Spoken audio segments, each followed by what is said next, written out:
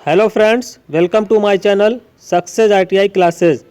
दोस्तों, कल की क्लास में हम लोगों ने देखा था ट्रांसफार्मर के 50 इंपॉर्टेंट क्वेश्चन। आज की क्लास में हम लोग देखने वाले हैं डीसी जनरेटर के 50 इंपॉर्टेंट क्वेश्चन। ये सभी क्वेश्चन किसी न किसी एग्ज़ाम में पूछे गए हैं और ये सभी क्वेश्चन जो हैं डीआरडीओ का जो एग्ज़ाम होने वाला टेक्नीशियन एक इलेक्ट्रीशियन ट्रेड का, उसके लिए बहुत ही इंपॉर्टेंट क्वेश्चन है। आइए हम लोग देखते हैं क्वेश्चन नंबर 1।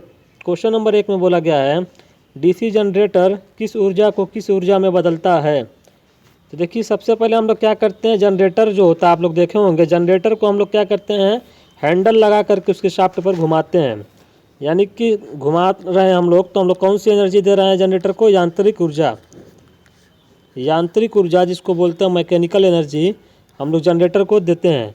अब क्या होता है कि जब हैंडल लगा कर घुमाते हैं शाफ्ट को, अंदर जो आर्मेचर होता है वो घूमता है। आर्मेचर जो घूमता है वो मैग्नेटिक फील्ड के बीच में घूमता है।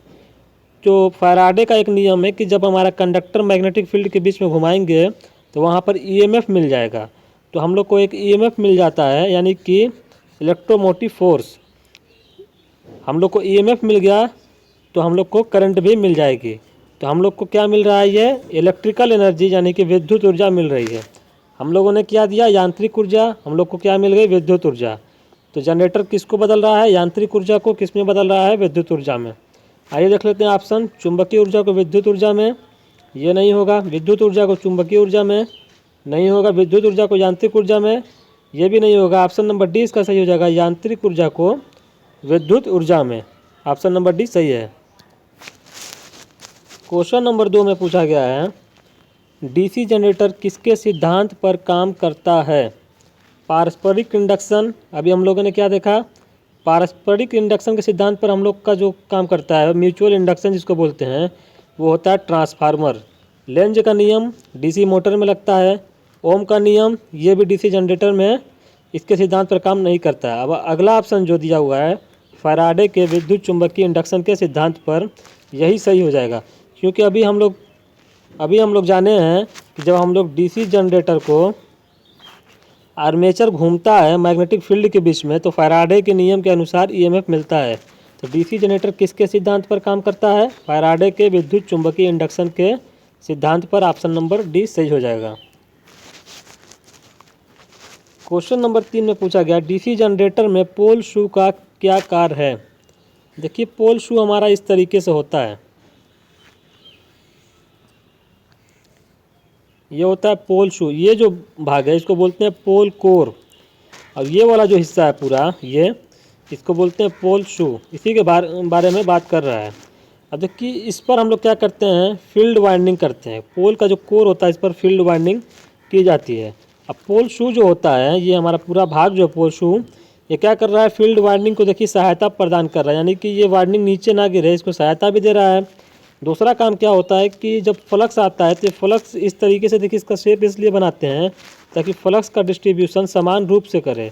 यहाँ पर आर्मेचर होता है एयर गैप में, तो दो काम इसका मिला। फील्ड कॉइल को सहारा देना ये भी है, एयर गैप में फ्लक्स को समान रूप से फैलाना ये भी हमारा पोल कोर का पोल शू का काम होता है। हिस्टैरिसीस हानि को कम करना ये हमारा पोल शू का काम नहीं है। हिस्टैरिसीस हानि को कम करने के लिए हम लोग सिलिकॉन स्टील का यूज़ करते हैं, वो अलग चीज़ हो गया। यहाँ पूछा पोल शू, तो पोल शू का ये दोनों काम है, फील्ड कॉइल को सहारा देगा जैसे कि अभी हमने बताया, एयर गैप में समान रूप से फ्लक्स को फैलाएगा, यानी ए व बी। ऑप्शन नंबर डी सही हो जाएगा, ए व बी। अगला क्वेश्चन, डीसी जनरेटर के आर्मेचर वाइंडिंग में प्रेरित ईएमएफ की प्रकृति कैसी होती है। देखिए, बात किया डीसी जनरेटर की, हम आप लोग को बता दें कि डीसी जनरेटर हो, एसी जनरेटर हो, कोई भी जनरेटर हो, जो भी हम लोग उत्पन्न करेंगे ईएमएफ उत्पन्न जो करते हैं वो हमेशा आर्मेचर की वाइंडिंग में उत्पन्न होता है। पहली चीज़ तो ये हो गई कि कहाँ पे उत्पन्न होता है ईएमएफ, आर्मेचर में। दूसरी चीज़ ये हो गई कि इसका जो नेचर होगा वो हमेशा जो उत्पन्न करेंगे आर्मेचर, वो हमेशा एसी नेचर का ही होगा। अब इसको हम लोग अगर चाहेंगे, डीसी जनरेटर है तो इसको हम लोग एसी को डीसी में कन्वर्ट करेंगे कम्यूटेटर का यूज़ करके, कम्यूटेटर यूज़ करके एसी को डीसी में कन्वर्ट कर लेंगे। लेकिन उत्पन्न जो होगा ईएमएफ वो हमेशा एसी नेचर का होता है, वो आर्मेचर में होता है। अगर एसी जनरेटर होगा तो हम लोग इसी एसी को स्लिप रिंग की मदद से ले लेते हैं, लेकिन डीसी जनरेटर रहता है तो डीसी जनरेटर में कम्यूटेटर यूज करके एसी को डीसी में कन्वर्ट कर लेते हैं। तो डीसी जनरेटर के आर्मेचर में प्रेरित ईएमएफ की प्रकृति कैसी होती है, वो हमेशा एसी होती है। Option number D. Question number 5 दिया गया है, निम्न में से कौन सा भाग डीसी जनरेटर में घूमता है।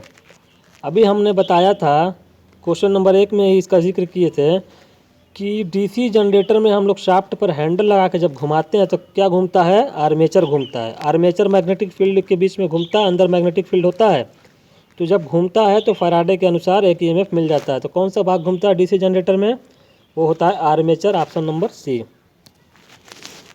क्वेश्चन नंबर 6, इनमें से कौन सा भाग डीसी जनरेटर में ईएमएफ उत्पन्न करने के लिए जिम्मेदार होता है। फील्ड वाइंडिंग, पोल शू की वाइंडिंग, आर्मेचर वाइंडिंग, उपरोक्त सभी। देखिए 2 वाइंडिंग होती है, एक होती है फील्ड वाइंडिंग, एक होती है आर्मेचर वाइंडिंग। इन दोनों का काम आप लोग को बता रहे हैं। फील्ड वाइंडिंग का काम बस होता है कि मैग्नेटिक फील्ड को क्रिएट करना, चुंबकीय क्षेत्र को। आर्मेचर वाइंडिंग का काम होता है ईएमएफ को उत्पन्न कराना, इलेक्ट्रोमोटिव फोर्स को उत्पन्न कराना, ईएमएफ को उत्पन्न कराना, ये काम होता है आर्मेचर का। तो यहाँ पे किसकी बात की गई है, ईएमएफ उत्पन्न कराने के लिए। तो कौन सी वाइंडिंग यूज होगी, आर्मेचर वाइंडिंग। इसका ऑप्शन नंबर सी सही हो जाएगा, आर्मेचर वाइंडिंग। क्वेश्चन नंबर 7 में बोला कि इनमें से कौन सी वाइंडिंग डीसी मशीन में चुंबकीय फील्ड के लिए जिम्मेदार होता है। अभी हमने बात किया, एक होता है आर्मेचर वाइंडिंग, एक होता है फील्ड की वाइंडिंग। फील्ड की वाइंडिंग क्या करती है, मैग्नेटिक फील्ड को बनाती है। आर्मेचर की वाइंडिंग क्या करती है, ईएमएफ को बनाती है। तो यहाँ पे किसकी बात किया गया, डीसी मशीन में चुंबकीय फील्ड का मतलब मैग्नेटिक फील्ड, चुंबकीय फील्ड को बनाता है कौन, फील्ड की वाइंडिंग। तो इसका ऑप्शन नंबर बी सही हो जाएगा, फील्ड वाइंडिंग। क्वेश्चन नंबर 8 पूछा गया, डीसी जनरेटर में कुंडली कॉइल किस पदार्थ की बनी होती है। देखिए डीसी जनरेटर हो, एसी जनरेटर हो, ट्रांसफार्मर की वाइंडिंग हो, कोई भी वाइंडिंग हो, आप लोग देखे भी होंगे, उसको जो वाइंडिंग जो होती है हमारी, उसको किस चीज़ की बनाते हैं, एल्युमिनियम की, लोहे की, चांदी की, कापर की। तो आप लोग देखे होंगे इसको कापर यानी तांबे की बनाते हैं। अब कापर या तांबा की क्यों बनाते हैं इसको भी जान लीजिए, क्योंकि हम लोग जानते हैं कि हम लोग की जो कापर होता है उसका कंडक्टिविटी, जिसको चालकता बोलते हैं, वो अच्छा होता है। तो हम लोग चाहते हैं कि कंडक्टिविटी अच्छा हो, इसलिए कापर यूज कर लेते हैं। अब देखिए एक क्वेश्चन यहाँ पे ये बन जाएगा कि चांदी जो होता है इसकी तो कंडक्टिविटी सबसे ज़्यादा होती है, सबसे ज़्यादा बेस्ट कंडक्टिंग मटेरियल माना जाता है वो हमारा चांदी होता है। तो हम लोग चांदी क्यों नहीं यूज कर लेते हैं, क्योंकि चांदी बहुत महंगी मटेरियल है, बहुत महंगा होता है चांदी का अगर हम लोग वाइंडिंग करने लगेंगे तो इतनी ज़्यादा महंगी पड़ जाएगी हमारी मशीन, कोई भी जनरेटर या मोटर जो भी हो, कि कोई नहीं खरीदेगा जल्दी। तो कहने का मतलब ये है कि हम लोग को बहुत ज़्यादा महंगी नहीं बनाना होता है, इसलिए हम लोग कापर यूज़ कर लेते हैं, इसकी कंडक्टिविटी भी अच्छी खासी होती है। तो इसका ऑप्शन नंबर डी हो जाएगा। अगला क्वेश्चन, डीसी जनरेटर में आर्मेचर वाइंडिंग में ईएमएफ तब उत्पन्न होगा जब यह घूमता है। अभी हम लोगों ने पढ़ा था कि जब आर्मेचर घूमता है किसके बीच में, मैग्नेटिक फील्ड यानी चुंबकीय क्षेत्र के बीच में, तो हमारा फैराडे के अनुसार ईएमएफ उत्पन्न होता है। तो आर्मेचर वाइंडिंग ईएमएफ उत्पन्न होगा जब यह घूमेगा कहाँ, इलेक्ट्रोस्टैटिक फील्ड में नहीं, तुल्यकाली गति पर नहीं, चुंबकीय फील्ड में। सही है, चुंबकीय फील्ड यानी मैग्नेटिक फील्ड। तो इसका ऑप्शन नंबर सी सही हो जाएगा। अगला क्वेश्चन, डीसी जनरेटर में अधिकतम ईएमएफ तब उत्पन्न होता है जब, अधिकतम और न्यूनतम देखिए हम आपको बता देते हैं। जो हमारा ईएमएफ होता है ई, वो होता है डायरेक्टली प्रोपोर्शनल डी फाई बटे डी टी। डी फाई हमारा क्या है, फ्लक्स परिवर्तन, डी टी हमारा समय है, समय में परिवर्तन, यानी फ्लक्स में परिवर्तन की दर ये दर्शा रहा है। तो फ्लक्स में परिवर्तन की दर ये पूरा जब हमारा मैक्सिमम होगा तब हमारा ईएमएफ भी मैक्सिमम होगा, क्योंकि डायरेक्टली प्रोपोर्शनल है ना ये पूरे के। ये पूरा जब मैक्सिमम होगा, फ्लक्स परिवर्तन की दर जब मैक्सिमम होगी तो हमारा ईएमएफ भी मैक्सिमम होगा। तो आइए देख लेते हैं ऑप्शन, फ्लक्स में परिवर्तन की दर न्यूनतम हो, ये नहीं होगा। फ्लक्स के परिवर्तन की दर शून्य हो, जब शून्य होगा तो कोई ईएमएफ ही नहीं आएगा। फ्लक्स के परिवर्तन की दर नेगेटिव हो, ये भी नहीं। फ्लक्स के परिवर्तन की दर अधिकतम हो, यही सही हो जाएगा कि जब अधिकतम फ्लक्स परिवर्तन होगा तभी हमारा अधिकतम ईएमएफ मिलेगा, option number D. Question number 11 में बोला गया, डीसी जनरेटर में उत्पन्न ईएमएफ क्या होगा जब चुंबकीय फील्ड तथा आर्मेचर कंडक्टर 0 डिग्री पर हो। जैसे कि मान लीजिए ये हमारा कंडक्टर है, ये हमारा चुंबकीय फील्ड है, चुंबकीय फील्ड इस तरीके से जा रही है। देखिए जब समांतर होता है 0 डिग्री पर होगा तो इसी तरीके से जाएगा, फाई बराबर 0 डिग्री पर। तो यहाँ पे कोई भी लाइन कट नहीं करेगी, तो यहाँ पे हमारा जो होगा कोई भी वोल्टेज नहीं मिलेगा। या तो इसको फार्मूले से भी देख लीजिए, हमारा जनरेटर में जो फार्मूला होता है ई बराबर B L V sine theta, ये मिलता है ईएमएफ का फार्मूला। इसको बोलते हैं डायनामिकली इंड्यूस्ड ईएमएफ, गतिशील रूप से प्रेरित ईएमएफ। अब यहाँ पे साइन थीटा की जगह आप लोग रखेंगे क्या, BLV। साइन थीटा की जगह क्या रखेंगे, साइन 0 डिग्री, क्योंकि देखिए 0 डिग्री दिया हुआ है। तो साइन 0 इसका मान 0, यानी कुल मिला के E बराबर 0। ऐसे भी हम लोग को 0 मिल जाएगा। तो इसका ऑप्शन नंबर डी हो जाएगा 0 वोल्ट। क्वेश्चन नंबर 12 में बोला जा रहा है इनमें से किस कोण पर अधिकतम EMF उत्पन्न होगा DC जनरेटर में। देखिए किस कोण पर, 0 डिग्री पर। 0 डिग्री पर अभी हम लोग देखें कि 0 मिल रहा था, अधिकतम की बात किया गया है। तो 30 डिग्री पर, 60 डिग्री पर, 90 डिग्री पर। देखिए 90 डिग्री पर जो होता है मैक्सिमम मिलता है। क्यों मिलता है उसको वो देख लीजिए, फार्मूले से भी देख लीजिए, ऐसे भी। मान लीजिए हमारा कंडक्टर है, कंडक्टर को ऐसे बना लीजिए, ये हमारा कंडक्टर है, ये हमारा मैग्नेटिक फील्ड है, मैग्नेटिक फील्ड की लाइन है फ्लक्स की। देखिए 90 डिग्री पर है। अब ये हमारा कंडक्टर से होके ही तो गुजरेगी, सारी की सारी जितनी भी मैग्नेटिक फील्ड जाएगी, देखिए पूरा होके गुजर रही है, यानी कि मैक्सिमम फ्लक्स यहाँ पे कटेगा कंडक्टर से। तो यहाँ पे मैक्सिमम EMF मिलेगा 90 डिग्री पर। या तो ऐसे भी देख लीजिए, E बराबर BLV sine theta. Sine theta की जगह जब साइन 90 डिग्री आप रखेंगे, साइन 90 डिग्री का मान होता है 1, यानी कि E बराबर हो जाएगा BLV। E बराबर हो जाएगा BLV, ये हमारा मैक्सिमम मान होता है। तो ऑप्शन नंबर डी सही हो जाएगा, 90 डिग्री पर मैक्सिमम मिलेगा। अगला क्वेश्चन, DC जनरेटर में इनमें से कौन सा नियम EMF की दिशा बताता है। EMF देखिए दो हमारा नियम होता है, एक होता है फ्लेमिंग लेफ्ट हैंड रूल, एक होता है फ्लेमिंग राइट हैंड रूल। कभी भी आप लोग को मोटर की बात किया जाए, फ्लेमिंग लेफ्ट हैंड रूल को आप लोग लगा दीजिएगा, और हमारा जनरेटर में हमेशा राइट हैंड रूल यूज होता है। अब देखिए बात कर लीजिए कौन सा नियम EMF की दिशा बताता है, EMF DC जनरेटर में। तो EMF हमारा बताता है फ्लेमिंग का राइट हैंड रूल, क्योंकि जनरेटर है, जनरेटर में EMF की दिशा निकालने के लिए Fleming right hand rule use करते हैं। तो इसका ऑप्शन नंबर 20 है, जो फ्लेमिंग के दाएं हाथ का नियम। यहीं पे थोड़ा सा हम लोग समझ लेते हैं फ्लेमिंग के दाएं हाथ का नियम होता क्या है। देखिए जैसे कि एक हमारी उंगली ये हो गई, एक ये हो गई, ये हमारा अंगूठा हो गया। तो तीनों को 90 डिग्री पर हम लोग फैलाते हैं। ये वाली बीच वाली उंगली जो होती है मैग्नेटिक फील्ड यानी चुंबकीय क्षेत्र को दर्शाती है, अंगूठा जो होता है गति की दिशा बताता है, और हमारी जो प्रथम उंगली होती है ये हमारी EMF की दिशा बताती है। यही EMF की दिशा बताती है, हमारा होता है फ्लेमिंग के राइट हैंड रूल में। इसका ऑप्शन नंबर 20 सही हो जाएगा। अगला क्वेश्चन देखिए, किसी लैब बाउंड DC जनरेटर में 10 पोल हैं, तो लिख लीजिए। सबसे पहले देखिए लैब बाउंड है, तो याद रखिएगा दो तरीके का हमारा मशीन होती है, एक होता है लैब बाउंड, एक होता है वेव बाउंड।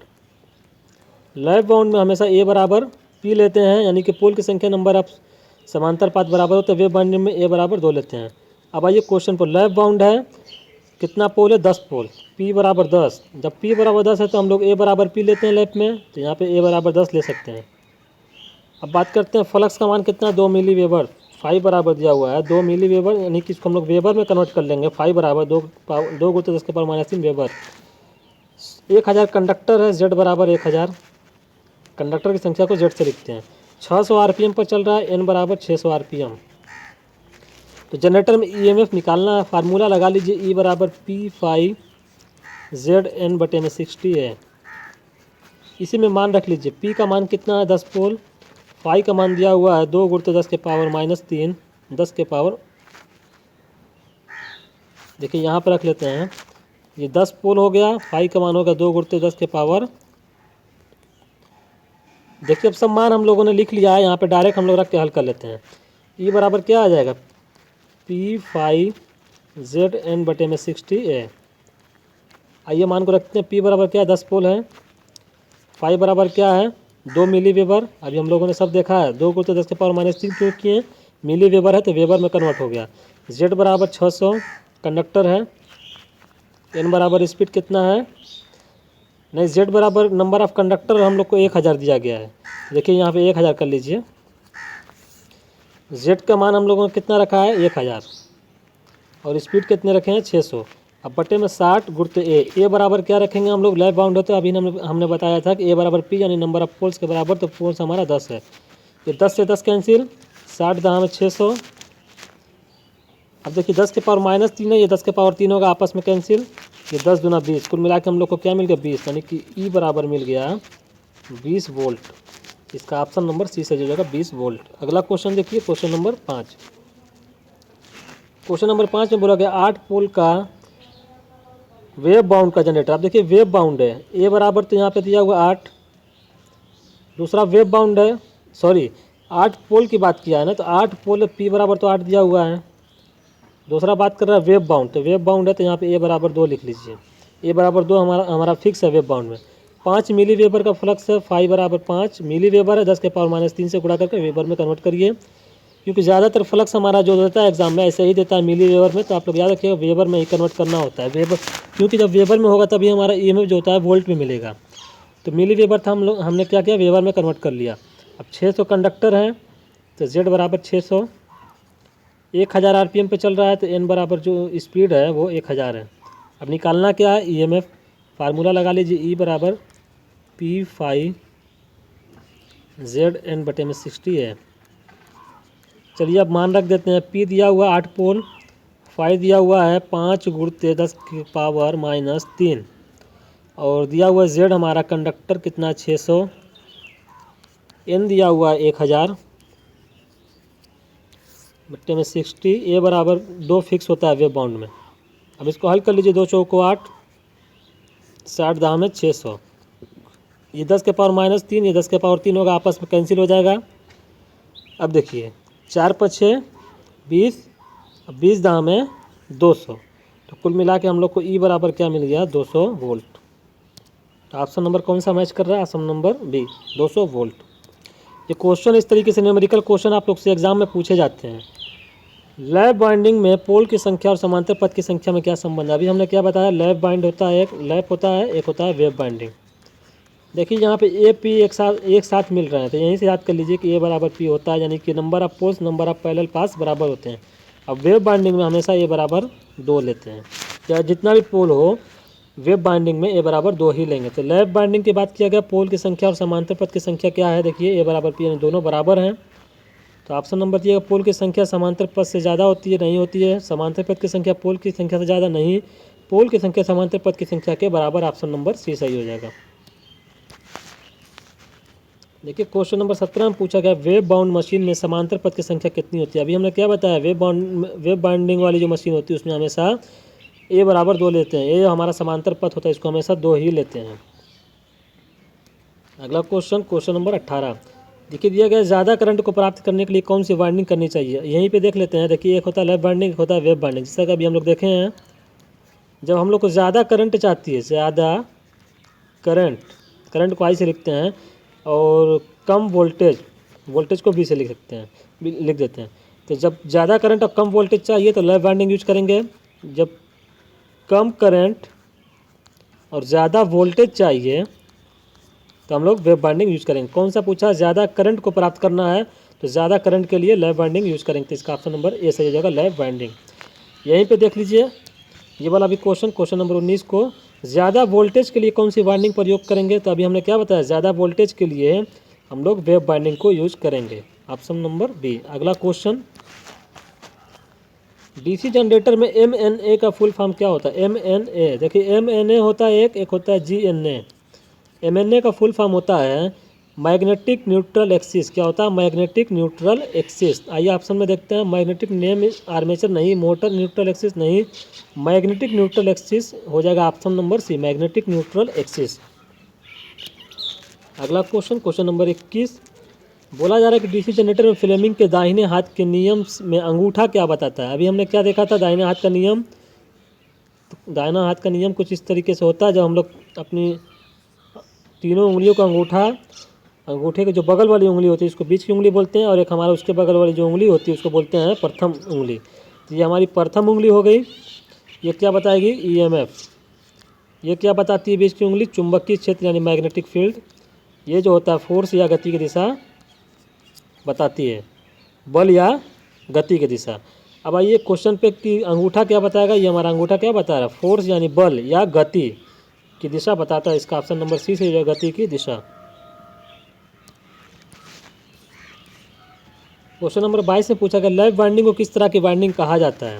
देखिए हम आप लोग को बता दें, मान लीजिए कि 6 पोल की हम लोग को बाइंडिंग करना है, तो यानी कि P बराबर 6 दिया हुआ है, तो यहाँ पे A बराबर क्या होगा, लैप बाइंडिंग में A बराबर P होता है, तो ये हो जाएगा 6। अब देखिए A क्या होता है, समांतर रास्ता यानी समांतर पथ, 6 रास्ता है। अब बाइंडिंग लैप बाइंडिंग करना है, देखिए इस तरीके से करते हैं, 6 रास्ता मिल रहा है, तो 1 2 3 4, 5 और 6। इस तरीके से इसको जोड़ेंगे, क्योंकि 6 रास्ता हमको मिला है, P बराबर 6 था तो A बराबर भी 6 मिल गया। तो हम लोग देख रहे हैं ये सभी क्या है, आपस में समांतर में है, तो इसलिए हम लोग लेफ्ट बाइंडिंग को समांतर बाइंडिंग बोलते हैं। इसका ऑप्शन नंबर ए सही हो जाएगा। अगला क्वेश्चन, इनमें से किस बाइंडिंग को सीरीज बाइंडिंग कहा जाता है? अब देखिए उसी एग्जाम्पल को फिर हम लोग लेंगे। सीरीज बाइंडिंग किसको कहते हैं अभी समझ में आ जाएगा। देखिए मान लीजिए कि हम लोग को 6 पोल की मशीन दी गई है, P बराबर 6। तो वेव बाइंडिंग, अब यहाँ पे वेव बाइंडिंग की हम लोग बात करेंगे। वेव बाइंडिंग में क्या होता है, हमेशा A बराबर 2 होता है, यानी कि ये हमारा समांतर रास्ता होता है, यानी 2 ही रास्ते मिलेंगे। अब 6 पोल की मशीन है तो 6 बाइंडिंग होगी ना। देखिए क्या करेंगे, 3 ऊपर कर देंगे बाइंडिंग इस तरीके से और 3 नीचे कर देंगे। सबको समांतर में नहीं लगाते हैं, 3-3 को लगा देंगे, क्योंकि हम लोग को रास्ता 2 ही बनाना है, एक रास्ता ये, एक रास्ता ये। तो अब हम लोग बात करें, देखिए ये सीरीज में है तो इसको हम लोग सीरीज बाइंडिंग बोलते हैं। सीरीज बाइंडिंग किस बाइंडिंग को बोलते हैं? ये होता है वेब बाइंडिंग। आइए देखते हैं ऑप्शन में कहाँ दिया गया है वेब बाइंडिंग। ऑप्शन में दिया वो लेफ्ट बाइंडिंग, सीरीज बाइंडिंग एवं बी दोनों, इनमें से कोई नहीं। देखिए ये सीरीज बाइंडिंग दिया है, यहाँ पे वेब बाइंडिंग कर लीजिए। यहाँ पे ऑप्शन लिखने में गलती हो गई है, यहाँ पर लिख लीजिए वेब बाइंडिंग। तो सीरीज बाइंडिंग को आप लोग समझ गए होंगे कि क्या बोलते हैं, वेब बाइंडिंग, और लेफ्ट बाइंडिंग को पैरेलल बाइंडिंग बोलते हैं। अगला question, question number 24, DC generator के आर्मेचर में हमेशा एसी ही उत्पन्न होती है। जैसा कि अभी हमने बताया भी था कि डीसी जनरेटर के आर्मेचर में हमेशा एसी ही उत्पन्न होगी। और अगर एसी है तो अब बताइए कि इस एसी को डीसी में कौन बदलता है? डीसी जनरेटर में एसी को डीसी में कौन बदलेगा? उसका नाम होता है commutator. Option number C, option number C, यानी कम्यूटेटर लगाकर हम लोग एसी को डीसी में बदल देंगे। लेकिन अगर हम लोग को एसी ही चाहिए, एसी तो उत्पन्न हो गई, हम नहीं चाह रहे हैं कि एसी को डीसी में बदलें, यानी कि एसी जनरेटर ही हम लोग यूज़ करना चाह रहे हैं, तो क्या करेंगे, इस एसी को हम लोग स्लिप रिंग के माध्यम से ले लेते हैं। और स्लिप रिंग जो बनी होती है वो फास्फर ब्रांच की बनी होती है। तो इसका ऑप्शन यहाँ पे ये सही हो जाएगा। डीसी जनरेटर है तो डीसी हम लोग को चाहिए, तो एसी तो आर्मेचर में बन गई, अब इस एसी को डीसी में तो बदलना पड़ेगा ना, तो इसको लिए बदलने के लिए कम्यूटेटर का यूज़ किया जाता है। ऑप्शन नंबर सी। कम्यूटेटर किस पदार्थ का बना होता है? अभी जो कम्यूटेटर की हम लोग बात किए कि एसी को डीसी में चेंज करता है, वो किस पदार्थ का बना होता है? एल्युमिनियम का, चांदी का, हार्ड ड्रॉन कॉपर का, लोहे का। तो इसका ऑप्शन नंबर सी सही हो जाएगा, हार्ड ड्रॉन कॉपर, जिसको बोलते हैं कठोर कर्षित तांबा। कठोर कर्षित तांबा का बना होता है। Option number C, hard drawn copper. Question number 26, देखिए क्वेश्चन नंबर 26 में पूछा गया है, निम्नलिखित में से कौन सा पृथक उत्तेजक के रूप में उपयोग नहीं किया जाता है? नहीं किया जाता है किसके रूप में? पृथक उत्तेजक। पृथक उत्तेजक का मतलब समझ रहे हैं? पृथक उत्तेजक को बोलते हैं इंग्लिश में सेपरेटली एक्साइटेड, मतलब कि इसको अलग से एक्साइटेड करने के लिए, जैसे कोई हमारा मोटर है, उसको हम लोग चाह रहे हैं कि अलग से एक्साइटेशन देना है, फील्ड वाइंडिंग में अलग से एक्साइटेशन देना पड़ रहा है हम लोग को पोल क्रिएट करने के लिए। तो जैसे कि एन पोल एस पोल होता है ना, मैग्नेटिक फील्ड क्रिएट करने के लिए आप लोग जान जाइए कि हम लोग को अलग से एक्साइटेशन देना पड़ता है किसी किसी जगह। तो हम लोग अगर एक्साइटेशन देना चाह रहे थे, इसमें से किसका उपयोग नहीं कर सकते हैं? डीसी सोर्स दिया हुआ है, रेक्टिफाइड डीसी सोर्स, इसको यूज़ कर सकते हैं। सोलर का यूज़ नहीं कर सकते हैं। स्टोरेज बैटरी यूज़ कर सकते हैं, शंट जनरेटर भी यूज़ कर सकते हैं, लेकिन सोलर का यूज़ पृथक उत्तेजक के रूप में उपयोग नहीं हो सकता। तो इसका ऑप्शन नंबर 20 सही हो जाएगा। अगला क्वेश्चन 27 नंबर क्वेश्चन में बोला गया, डीसी जनरेटर में रेजिडुअल मैग्नेटिज्म, जिसको बोलते हैं हिंदी में अवशिष्ट चुंबकत्व, का क्या कार्य है? देखिए अवशिष्ट चुंबकत्व जो होता है हमारा वोल्टेज बनाने में निर्माण करता है। अवशिष्ट चुंबकत्व नहीं होगा तो वोल्टेज का निर्माण नहीं होता। इसका ऑप्शन नंबर सी सही हो जाएगा, वोल्टेज का निर्माण करना। क्वेश्चन नंबर 28 में पूछा गया, डीसी जनरेटर का इस्तेमाल इनमें से किसमें किया जाता है? ऑप्शन दिएगा बूस्टर, वेल्डिंग, ट्रैक्शन, इलेक्ट्रोप्लेटिंग। देखिए यहाँ पे डीसी शंट जनरेटर कर लीजिए, क्या कर लीजिए, डीसी शंट जनरेटर। यहाँ पे शंट हमारा रहेगा, shunt generator. DC shunt generator जो होता है कहाँ यूज किया जाता है? देखिए बूस्टर और ट्रैक्शन ये सब जगह तो हमारा डीसी सीरीज जनरेटर यूज होता है, लेकिन डीसी शंट जनरेटर को हम लोग इलेक्ट्रोप्लेटिंग में यूज़ करते हैं। तो यहाँ पे हो जाएगा डीसी शंट जनरेटर का इस्तेमाल इनमें से किस में किया जाता है? तो ऑप्शन नंबर डी सही हो जाएगा, इलेक्ट्रोप्लेटिंग। क्वेश्चन नंबर 29 में बोला गया, निम्नलिखित में से कौन सी हानि डीसी जनरेटर में होती है? तो डीसी जनरेटर में कौन सी हानि होती है? आयरन हानि। आयरन हानि तो होती है, आयरन जो होती है पोल कोर में, पोल फेस में हमारी जो आयरन का पार्ट्स होता है तो उसमें आयरन लॉसेज होता है। ताम्र हानि, ताम्र हानि भी होगी क्योंकि वाइंडिंग होती है जनरेटर में, तो ताम्र हानि होगी। यांत्रिक हानि भी होती है, मैकेनिकल लॉस भी होता है, जहाँ पे घूमने वाला पार्ट्स होता है वहाँ मैकेनिकल लॉस होता है। अब आइए बात करते हैं उपयुक्त तो सभी, तो ये सभी हानि जो होती है जनरेटर में होती है। क्वेश्चन नंबर 30 में बोला गया है डीसी जनरेटर में इंटरपोल की फील्ड कॉइल आर्मेचर वाइंडिंग के साथ किस प्रकार जुड़ी होती है। देखिए हमारा एक स्ट्रक्चर होता है, ये हमारा पूरा फ्रेम का स्ट्रक्चर है। तो यहाँ पे मान लीजिए कि हमारा क्या है, मेन पोल होता है। इस तरीके से हमारा मेन पोल होता है। ये क्या है, मेन पोल है, जिसकी पोलैरिटी जो होती है, मान लीजिए एन है तो इसके आगे वाला एस होगा, फिर एन होगा, फिर एस होगा, यानी कि अल्टरनेट रूप से होते हैं। तो होता क्या है कि यहाँ पे दो मेन पोल के बीच में इंटरपोल को कनेक्ट किया जाता है। दो मेन पोल के बीच में इस तरीके से इंटरपोल को कनेक्ट किया जाता है। अब इस इंटरपोल की जो पूछा है किस प्रकार आर्मेचर के साथ जुड़ा होता है, तो हमेशा याद रखिए इस इंटरपोल को आर्मेचर के साथ हमेशा सीरीज में जोड़ते हैं। किस में जोड़ते हैं, सीरीज में, यानी कि श्रेणी क्रम में। तो इसका ऑप्शन नंबर 20 सही हो जाएगा कि इंटरपोल की जो फील्ड वाइंडिंग होती है उसको आर्मेचर के साथ सीरीज में कनेक्ट करते हैं। यहीं पे जान जाइए कि जो इंटरपोल हम लोग लगाते हैं दो मेन पोल के बीच में, इसको हम लोग क्यों लगाते हैं। तो इसका काम होता है आर्मेचर रिएक्शन को ख़त्म करना। आर्मेचर रिएक्शन को ख़त्म करने के लिए या न्यूट्रलाइज करने के लिए या कम करने के लिए हम लोग इंटरपोल को लगाते हैं। आइए अगला क्वेश्चन देख लीजिए, डीसी जनरेटर में इंटरपोल किस लिए उपयोग किया जाता है। तो मशीन की गति ज़्यादा करने के लिए नहीं, मशीन की गति कम करने के लिए नहीं, कम्यूटेटर पर स्पार्किंग को कम करने के लिए। यही सही हो जाएगा। ये आर्मेचर रिएक्शन भी कम होता है और स्पार्किंग भी कम होता है। इंटरपोल यूज़ करने से आर्मेचर रिएक्शन कम हो जाता है, स्पार्किंग भी कम हो जाती है। इसका ऑप्शन नंबर सी सही हो जाएगा। क्वेश्चन नंबर 32, आर्मेचर और फील्ड वाइंडिंग में होने वाले नुकसान को कहा जाता है। देखिए आर्मेचर और फील्ड वाइंडिंग हमने क्या बताया, वाइंडिंग किस चीज़ की होगी, कापर की। कापर की वाइंडिंग है, उसका अपना कुछ ना कुछ रेजिस्टेंस तो ज़रूर होगा, कुछ ना कुछ प्रतिरोध जरूर होगा। जब जहाँ पे प्रतिरोध होगा वहाँ से करंट जब प्रवाह करेंगे तो वहाँ पे एक लॉसेज हो जाएगा हीट के फॉर्म में, उसको बोलते हैं I2R लॉस, यानी कि कापर लॉस। तो जहाँ भी फील्ड वाइंडिंग या कोई भी वाइंडिंग आर्मेचर वाइंडिंग होगी तो वहाँ पे जो नुकसान होगा, नुकसान का मतलब लॉसेज, वो हमारा कौन सा होगा, कापर लॉस। तो इसका ऑप्शन नंबर सी सही होगा, कापर लॉस यानी ताम्र हानि। 33 नंबर क्वेश्चन में पूछा गया डीसी जनरेटर में निम्न हानियों को मिलाकर लौ हानि कहा जाता है। लौ हानि को बोलते हैं आयरन लॉस। देखिए आयरन लॉस जो हमारा होता है वो दो चीज़ों से मिलकर बना होता है, एक होता है हिस्टेरिसिस लॉस प्लस होता है एक एडी करंट लॉस। तो आइए देखते हैं ऑप्शन में, घर्षण हानि और यांत्रिक हानि नहीं, हिस्टेरिसिस हानि और घर्षण हानि नहीं, कापर हानि और भंवरदार हानि नहीं, भंवरदार हानि और हिस्टेरिसिस हानि। यही सही है, क्योंकि हिस्टेरिसिस हानि ये हो गया पीएच और पीई जो है एडी करंट लॉस, इसको हम लोग बोलते हैं भंवरदार हानि। यही दोनों को मिलाकर आयरन लॉस बनाया जाता है। Option number D. देखिए ये हमारा हिस्टेरिसिस लॉस है, इसको कम करने के लिए कम क्या करते हैं हम लोग, सिलिकॉन स्टील का यूज़ करते हैं, सिलिकॉन स्टील के कोर बनाते हैं। और इस एडी करंट लॉस को कम करने के लिए हम लोग क्या करते हैं कि कोर को लेमिनेटेड बनाते हैं। तो ये सभी क्वेश्चन एग्जामिनेशन में पूछे जाते हैं। अगला क्वेश्चन देख लीजिए, क्वेश्चन नंबर 34, डीसी जनरेटर में अधिकतम दक्षता होती है जब, दक्षता कब अधिकतम होगी। देखिए दक्षता का मतलब होता है एफिशिएंसी। कोई भी चीज़ है अगर उसमें लॉसेस कम से कम होंगे तो ज़्यादा से ज़्यादा एफिशिएंसी मिलेगी। एफिशिएंसी को इस तरीके से ईटा से लिखते हैं, तो ईटा बराबर होता है आउटपुट बटे में इनपुट। आउटपुट बटे में इनपुट, ये हमारा फार्मूला होता है। अब देखिए आउटपुट जब ज़्यादा होगा तो हमारा एफिशिएंसी ज़्यादा होगी, जैसा कि फार्मूले में दिख रहा है। तो अब देखिए आउटपुट ज़्यादा कब होगा, जब लॉसेज कम होंगे तभी तो एक क्वेश्चन तो ये भी पूछा जा सकता है आप लोग से, ऑप्शन में दिया जा सकता है कि जब लॉसेज कम होंगे, जब लॉसेज अधिक होंगे। तो याद रखिएगा जब लॉसेज कम होंगे तो आउटपुट अधिक मिलेगा, आउटपुट अधिक मिलेगा तो दक्षता ज़्यादा होगी। लेकिन इस ऑप्शन में हम लोग को ऐसा कोई ऑप्शन नहीं दिया। ऑप्शन हम लोग को ये दिया परिवर्ती हानि और स्थिर हानि। परिवर्ती हानि का मतलब कापर हानि, स्थिर हानि का मतलब हिस्टेरिसिस हानि और एडी करंट लॉस, और भी जो हमारे फिक्स लॉस आते हैं स्थिर हानि, उसकी बात कर रहा है। याद रखिएगा एक कंडीशन ये होती है कि जब हमारा परिवर्ती हानि और स्थिर हानि बराबर हो जाती है तो हमारा दक्षता अधिकतम होती है।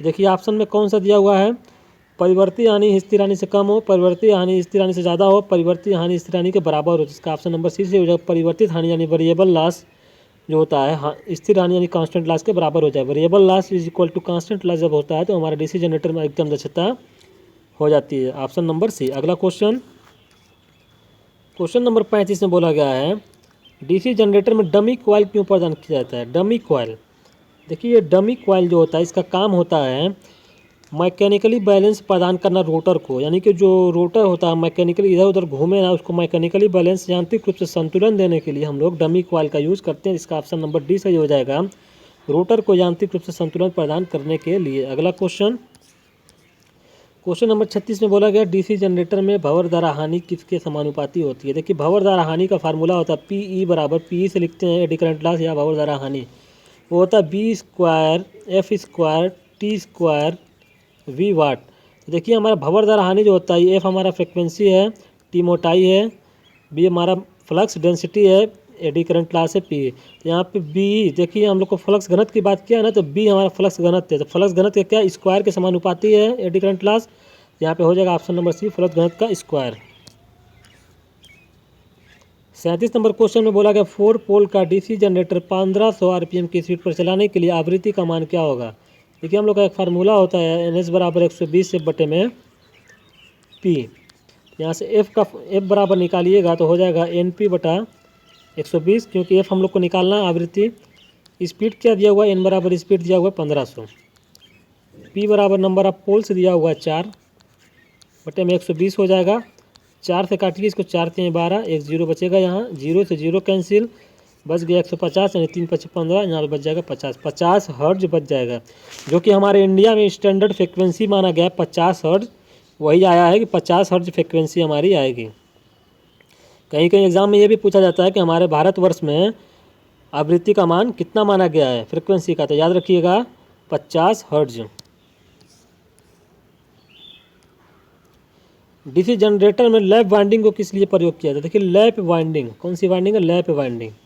अभी हमने दो वाइंडिंग देखा था, लैप वाइंडिंग और वेव वाइंडिंग। लैप वाइंडिंग और वेव वाइंडिंग हमने क्या बताया था, लैप वाइंडिंग ज़्यादा करंट और कम वोल्टेज के लिए, वेव वाइंडिंग ज़्यादा वोल्टेज और कम करंट के लिए। लैप वाइंडिंग की बात किया है तो ज़्यादा करंट और कम वोल्टेज। आइए देखते हैं ज़्यादा करंट कम वोल्टेज किस में है।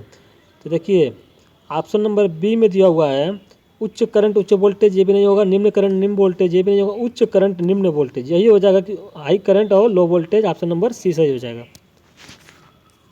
अगला question, question number 39, DC generator में वेव बाइंडिंग किस लिए प्रयोग किया जाता है। अभी क्या बताया हमने, लैप बाइंडिंग था तो ज़्यादा करंट और लो वोल्टेज के लिए यूज़ कर रहे थे। अब वेव बाइंडिंग है तो ज़्यादा वोल्टेज चाहिए और करंट कम चाहिए। तो आइए देखते हैं, निम्न करंट निम्न वोल्टेज नहीं होगा, उच्च करंट उच्च वोल्टेज ये भी नहीं होगा, उच्च करंट निम्न वोल्टेज ये भी नहीं होगा, निम्न करंट उच्च वोल्टेज, यानी कि करंट तो कम हो गया लेकिन वोल्टेज ज़्यादा मिल गया, तो ये हमारी वेव बाइंडिंग मिल गई। Option number D. अगला क्वेश्चन,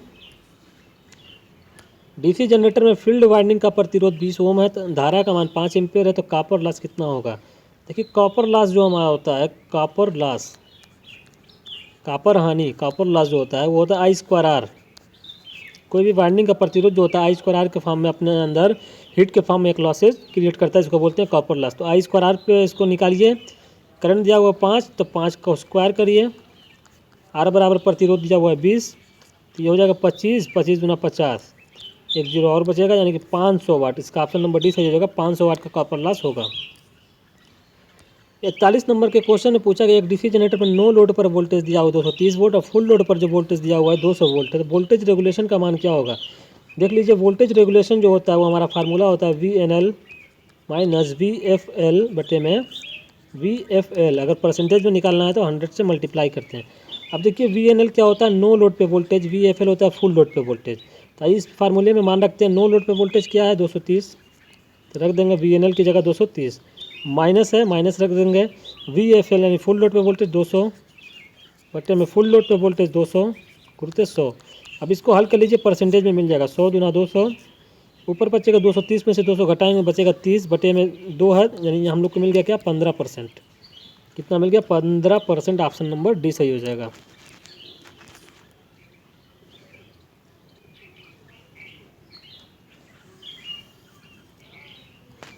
आइए अगला क्वेश्चन देखते हैं, क्वेश्चन नंबर 42।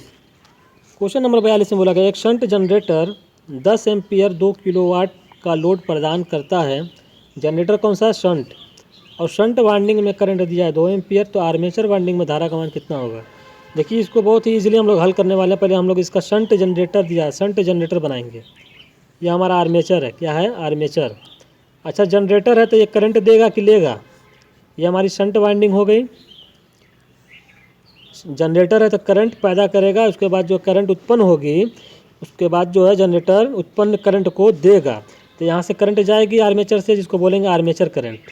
इस आर्मेचर से निकली आर्मेचर करंट, यहाँ पे हमारा लोड होगा, कोई भी यहाँ लोड लगा दिया गया है, ये हमारी शंट वाइंडिंग है, ये शंट जनरेटर हम लोग बना दिए। अब यहाँ पे जो करंट जाएगी इधर, इसको बोलेंगे शंट करंट, इधर जो जाएगी लोड पर इसको बोलेंगे लोड करंट। तो आप लोग देख रहे हैं कि ये शंट करंट जो है इसको दे दिया है। देखिए शंट वाइंडिंग में करंट 2 एम्पियर और हम लोग को दिया हुआ है कि 10 एम्पियर की करंट लोड पर जा रही है, लोड पर, तो आई एल दिया हुआ है 10। निकालना क्या है, आई ए। तो यहाँ पे केसीएल लगा लीजिए। केसीएल का मतलब होता है किरचॉफ का प्रथम नियम है, केसीएल किरचॉफ करंट लॉ। तो यहाँ पे जब लगाइएगा नोड पर, इस नोड पर, तो हम लोग को क्या मिल रहा है, आई ए का मान मिल रहा है, आई ए बराबर I L plus I S H, ये मिल रहा है। तो यहाँ पे आई ए का मान निकाल लीजिए। आई एल दिया हुआ है 10, आई एस एच दिया हुआ है 2, तो मिल गया हम लोग को 12, यानी कि 12 एम्पियर की करंट हम लोग को आर्मेचर में मिल गया। Option number D.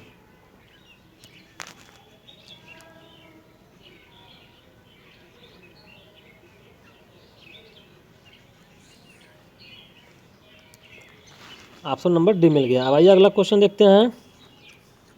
Question number 43 दिया हुआ है कि एक शंट जनरेटर 1000 आरपीएम पर चलकर 200 वोल्ट का उत्पन्न करता है, तो यदि 1400 आरपीएम पर चलाया तो कितना वोल्टेज उत्पन्न करेगा।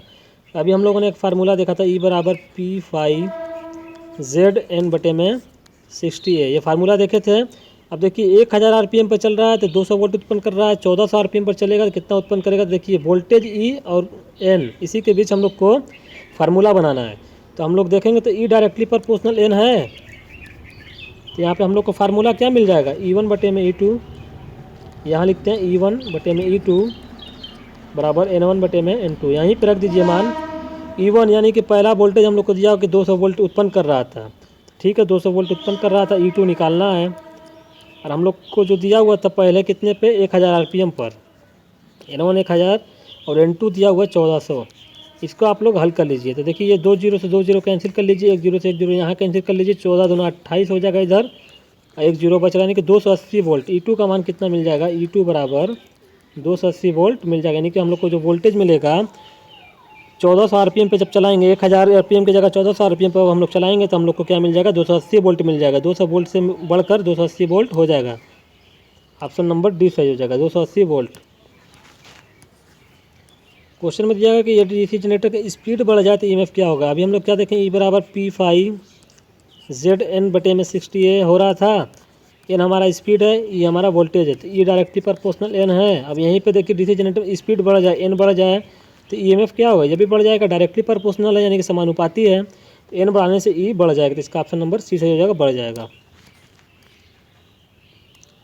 क्वेश्चन में बोला गया कि डीजल जनरेटर में, डीजल जनरेटर जो होता है उसमें स्पीड को किसके द्वारा नियंत्रित किया जाता है।